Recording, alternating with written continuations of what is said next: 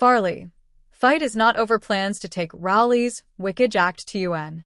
Tobago House of Assembly, THA, Chief Secretary Farley Augustine says he intends to write a letter of complaint to the United Nations, UN, over Prime Minister Dr. Keith Rowley's Wicked Act committed against Tobago. He said the fight is not over and he will take Tobago's case to the international community. At the Parliament sitting yesterday, the House of Representatives examined the Constitution Amendment, Tobago Self-Government Bill 2020, during the committee stage of the House, where the government proposed amendments. The bill, which required a 3/4 majority, which meant opposition support, was not approved. Prior to the Parliament sitting at 10 a.m., Augustine held a news conference at 9 a.m. at which he accused the government of being dictatorial, saying they did not properly consult Tobagonians. He proposed amendments to 5 clauses of the bill and circulated an aid memoir which he said was sent to the Prime Minister and opposition leader. Following the defeat of the bill in the House, the Express contacted Augustine for his comments.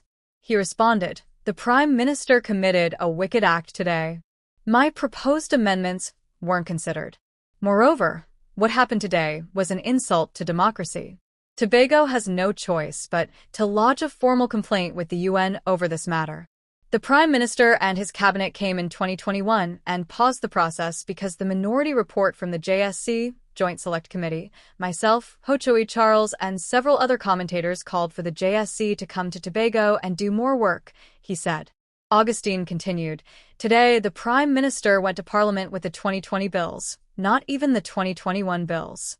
He went there and spent time amending the name from Chief Secretary to Premier, which is a trivial matter, and he did so after Tobagonians explicitly stated that they don't want the title of Premier. Who is this Parliament representing? Why does the PM think it is his way and not the people's way? This man is a dictator who has governed past his expiration date." Augustine also took to his Facebook account to scold Rowley over Tobago.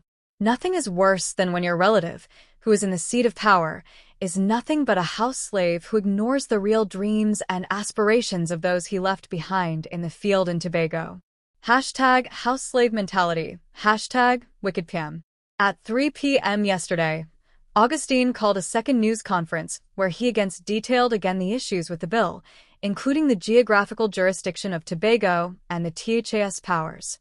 He said the People's National Movement, PNM, made a mockery of the parliamentary system and democracy yesterday, and the Rowley-led government had no intention of delivering autonomy for Tobago.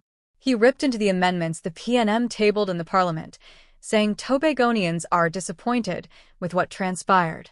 He said that in the interest of time, he sent a WhatsApp to the Prime Minister sharing his proposed amendments, which they spent the entire weekend working on given that the bill was placed on the order paper only last Thursday. Augustine's proposals were rejected.